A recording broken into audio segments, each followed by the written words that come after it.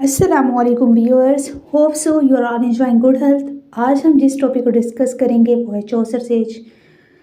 और इसमें हम फर्स्ट ऑफ ऑल इंट्रोडक्शन करेंगे चौसर का। फिर हम इसमें देखेंगे general characteristics of his age, जिसमें है an era of transition, 100 years war, black death and church की अथॉरिटी कैसे थी। और फिर हम देखेंगे कि चौसर का क्या कंट्रीब्यूशन है इंग्लिश लैंग्वेज और लिटरेचर में।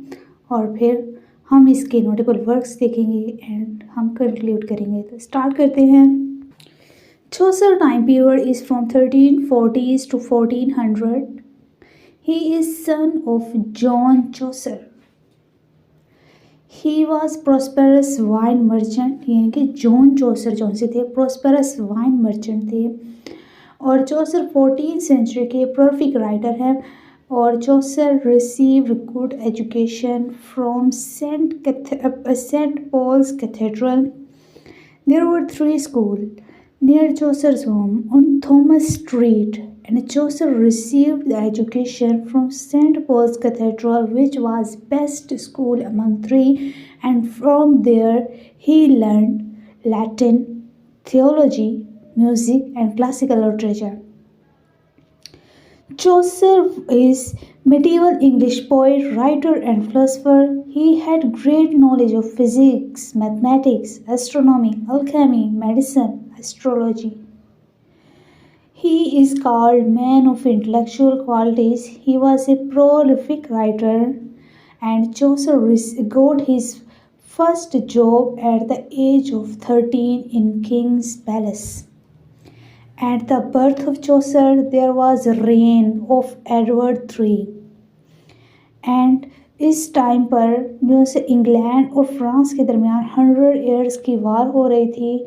चौसर also did participation in 1399, but army of France captured Chaucer, and Edward III liked so much Chaucer and he spent 16 pounds to liberate Chaucer. Liberate होता है किसी को फ्रीडम दिलवाना, यानी कि किसी को किसी की कैद से छुड़वाना या किसी को आज़ादी दिलवाना।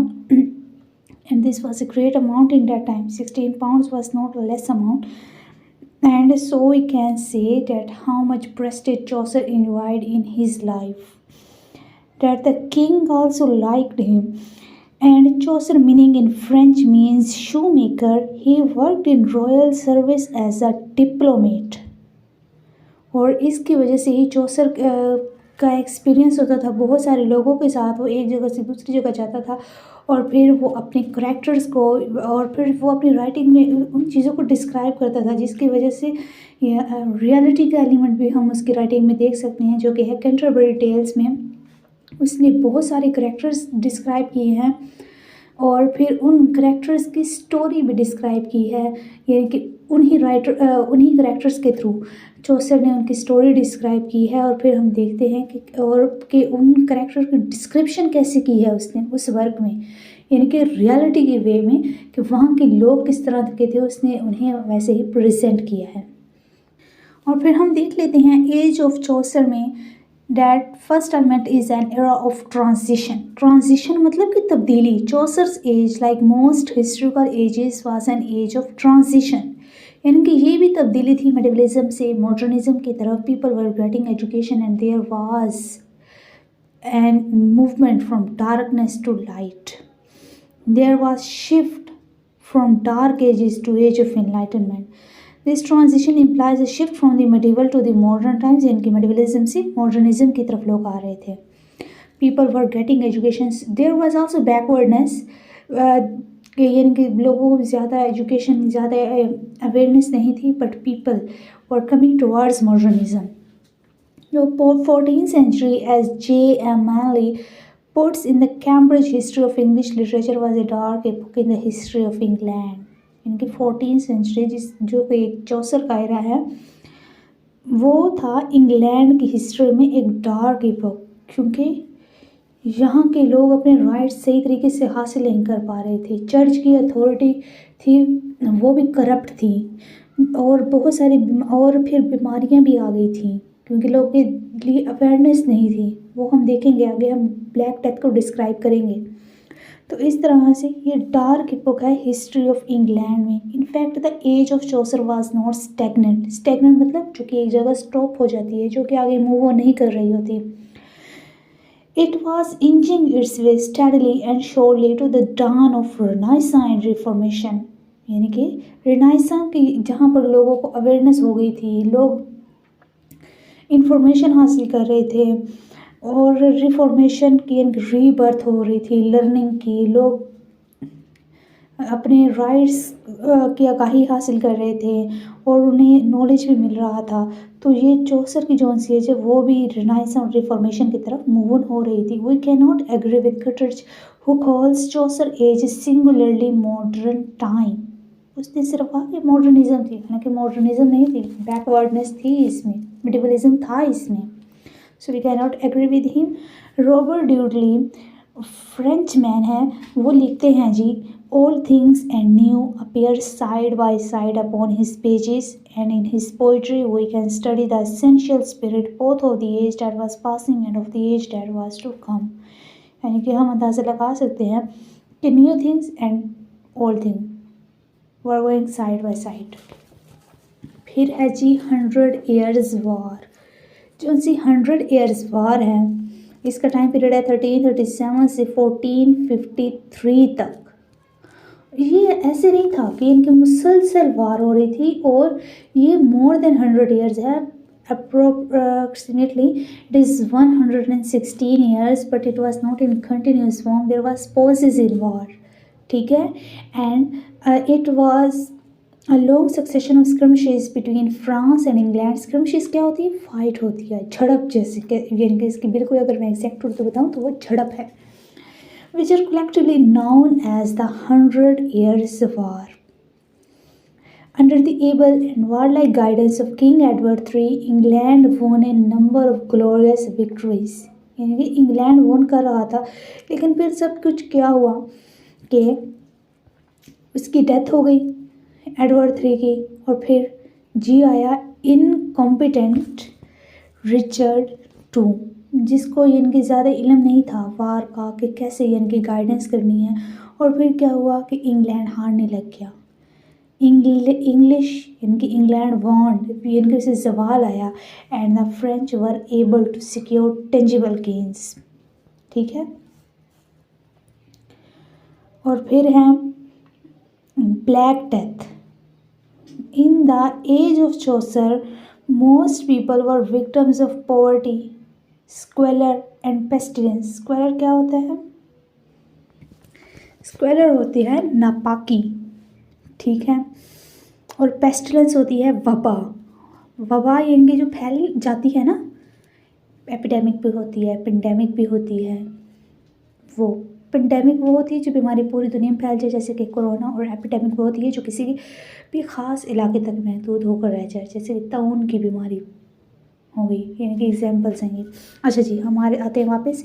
इन the age of Chaucer most people were victims of poverty, squalor and pestilence. इनकी पॉवर्टी थी, जो उनसे ऊपर की अथॉरिटी थी वो इंजॉय कर रही थी, निचले वाले तबके को कुछ नहीं मिल रहा था। तो पॉवर्टी होती है, इनकी मनी की डिस्ट्रीब्यूशन सही नहीं थी, which we can observe nowadays also. अच्छा, even well educated people have suspicion and learned physician often forbade bathing.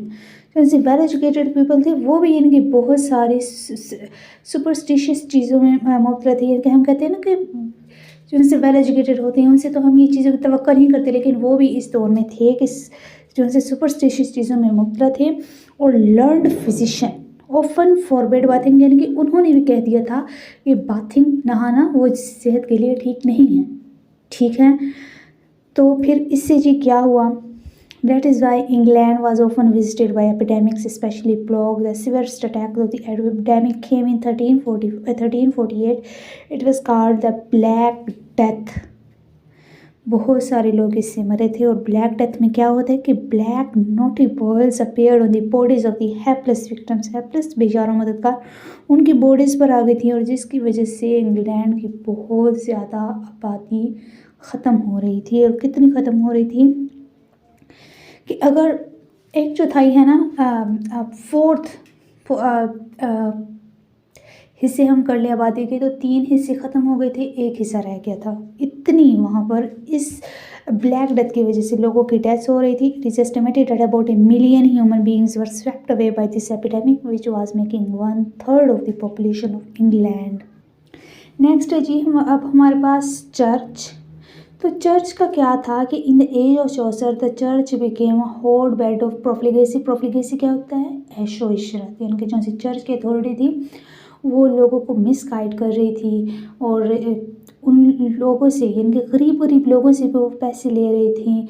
और चर्च में भी, यानी कि हम ये एक्सपेक्ट तो नहीं कर सकते ना कि क्रिश्चियनिटी में, जैसे कि हमारे यहाँ पर मस्जिद पाक है, तो वहाँ पर जो सी क्रिश्चियनिटी में चर्च एक ये पाक चीज़ है, वहाँ पर इन चीज़ों की तवक्को नहीं की जा सकती, लेकिन चर्च हो गई थी उस दौर में। प्रोफ्लिगेसी हो गई थी, करप्शन थी वहाँ पर, मटीरियलिज्म था। और जो सी चर्च अथॉरिटी थी, हम चौसर के देखें कैंटरबरी टेल्स में, तो वहाँ पर हम देखते हैं कि चर्च एक करैक्टर था फ्रायर्स, यानी कि वो ऐसा था कि वो गरीबों को भी नहीं छोड़ रहा था, अमीरों को भी नहीं छोड़ रहा था। इवन कि अगर एक लेडी है वो अपने लिए स्नो के शूज़ नहीं खरीद सकती, लेकिन ये उससे भी पैसे ले लेता था। और फ्राय एक्लेसियास्टिकल करैक्टर है। Ecclesiastical are those which are related to church. और फिर हम देखते हैं कि जो से मॉन्क है वो भी बिब्लिकल टीचिंग को फॉलो नहीं कर रहे थे, और उन्हें ये होता है कि उन्होंने सॉलिट्यूड में रहना होता है, लेकिन वो बाहर घूम फिर रहा होता है। और फिर ये कि उन्हें हंटिंग भी अलाउ नहीं होती, लेकिन चौसर ने वहाँ पर उस पर आयरनी कर दी होती है कि उसे क्या ज़रूरत है वो बुक्स पढ़े और उन चीज़ों में अपने दिमाग लगाए। वो तो बाहर इंजॉय करेगा, इंजॉयमेंट उसे करनी चाहिए, तो ये आयरनी भी वहाँ पर यूज़ करता है चौसर। और फिर प्रायर्स का करैक्टर भी था कि अगर कोई इंसान मर जाए तो उसे तकलीफ़ नहीं होती, लेकिन कोई चूहा ना मर पाए, यानी कि इंसानों से ज़्यादा जानवरों की अहमियत थी। तो चर्च की चर्च फिगर जो सी अथॉरिटी थी वो प्रोफ्लिगेसी, करप्शन, मटीरियलिज्म में मुलव्वस थी। The church figures were having worldly aptitudes other than spiritual, की जो सी अभी हमने मोंग की बात की, और फिर अब हमने प्रायर्स की बात की, फ्रायर की बात की, तो वो सारे स्पिरिचुअलिटी से ज़्यादा वर्ल्डली एप्टीट्यूड्स, यानी कि दुनियावी रुझानात की तरफ हो गए थे। W.H. Hudson, he is a critic. He says of spiritual zeal and energy was very little now left in the country. Spiritual zeal and energy यानी कि रूहानी जोश और जज्बा बहुत थोड़ा रह गया था। Another critic has said, our prayers are now become dark and beclouded. There is neither shaman crowd on their head, nor modesty in their words, nor temperaments in their food, nor even chastity in their deeds. यानी कि priors वो थे, ये church से related ही होते हैं कि वो भी डार्क हो गए हैं, डार्कनेस उनके अंदर आ गई, इवल्स उनके अंदर आ गई हैं। और फिर there is neither shaman crowd on their head nor modesty in their words. इनके वर्ड्स में मॉडेस्टी नहीं थी, टेम्परामेंट्स नहीं था इनके फूड में, और क्रिश्चियनिटी में ज़्यादा खाना अलाउ नहीं है। और इस वजह से कहा गया not even temperaments in their food, not even chastity in their deed. Chastity मतलब कोई पाकी होना, पाक होना डीड समाज में, तो वो कुछ भी नहीं था। Chaucer says in his the prologue to the Canterbury Tales, if gold rust what shall iron do. देखिए कितनी अच्छी बात कही है कि अगर सोने को जंग लग जाए तो लोहे का क्या होगा। तो फिर अब हम जी देख लेते हैं कि चौसर कंट्रीब्यूशन क्या है इंग्लिश लिटरेचर में। Chaucer is called the father of English language. Before it Latin was the language of church, French was the language of court. और इन चीज़ों की वजह से, यानी कि फ्रेंच कोर्ट में बोली जाती थी, और लैटिन जो सी थी वो लैंग्वेज थी चर्च की, और लोगों को समझ नहीं आती, जिसकी वजह से लोग मिसलीड हो गए थे, मिसगाइड हो गए थे, और लोग क्रिश्चियनिटी के रूल्स को फॉलो नहीं करती क्योंकि समझ ही नहीं आ रही थी उनको। और जो सी हाई क्लास सोसाइटी थी वो भी इंग्लिश लैंग्वेज को यूज़ नहीं कर रही थी, लैटिन लैंग्वेज यूज़ करने में फ़ख्र महसूस करते थे, प्राउडी होते थे। फिर चौसर ने क्या किया, उसने इन दोनों लैंग्वेजेस से वर्ड्स लिए, यानी कि हाई क्लास फिगर भी लैटिन वर्ड को यूज़ करती थी, और Latin and French were the dominant languages of 14th century. और फिर हम द कैंटरबरी टेल्स में देख सकते हैं कि जो समनर था वो भी एक एक्लेसियास्टिकल फिगर तो नहीं है, लेकिन वो भी इसमें करेक्टर है। उसके लिए चौसर ने एक लाइन यूज़ की है, who would speak no word other than Latin, यानी कि जब वो ज़्यादा ड्रंक हो जाता था तो फिर वो लैटिन के अलावा कोई वर्ड यूज़ नहीं करता। तो हम देख सकते हैं कि लैटिन लैंग्वेज वहाँ पर यूज़ होती थी। और फिर जी चौसर ने क्या किया, borrowed words from both languages and put them in English language and made और used the English language which was easy and people used that language and that language wide spread. तो यानी कि इस तरह से चौसर को एक डिस्टिंक्ट मुकाम हासिल है कि उसने इंग्लिश लैंग्वेज को ईजी बनाया लोगों के यूज़ के लिए। तो फिर जी अब हम चौसर के स्टाइल को देख लेते हैं। Chaucer style is descriptive, he style has no ostentations, मतलब प्रिटेंडिंग टाइप।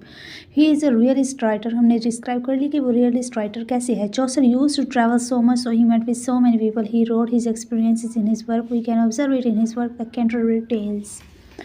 तो फिर जी अब हम देख लेते हैं कि कुछ की पॉइंट्स के उसकी क्या कंट्रीब्यूशन है। ही is the creator of English language and poetry, he is the first great character painter. उसमें कैंटरबरी टेल्स में हम देख लेते हैं कि उसने करेक्टर्स को डिस्क्राइब किया हुआ है। He was the first national poet of England, Chaucer was a dramatist before the proper drama was born. As a narrator in words, he is superb. He is also the father of English novel. Chaucer was the first great humorist and humanist. Humanist क्योंकि उसने वहाँ के लोगों को describe किया है कि humanity किस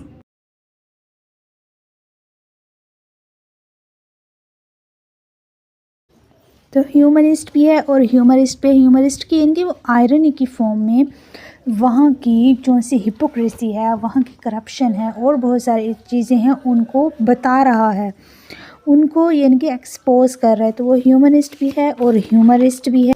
तो जी जो से नोटेबल वर्क्स हैं चौसर के, the Book of the Duchess, the House of Fame, Anelida and एक्राइट, Troilus and Cressida, the Parliament of Fowls, Roman de la Rose and ABC, the Canterbury Tales. ये बहुत इंपॉर्टेंट वर्क है इसका, इसकी वजह से इसकी एक अलहदा ही यानी कि पहचान बन गई, ये इसकी पहचान बन गई है ये वर्क। और भी बहुत सारी चीज़ें, लेकिन ये बहुत ही यानी कि फेमस वर्क है इसका। तो जी सम इम्पोर्टेंट राइटर्स हैं चौसर की एज के, जिनमें से एक है William Langland, WILLIAM William, LAND, he stands next only to Chaucer. और फिर है जॉन विक्लिफ, और जॉन विक्लिफ को मॉर्निंग स्टार ऑफ रिफॉर्मेशन भी कहा जाता है, and he is the first who translated Bible into English. ठीक है।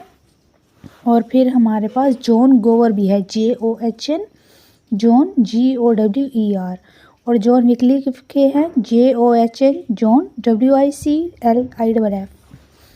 तो जी ये कुछ इंपॉर्टेंट राइटर थे उस एरा के।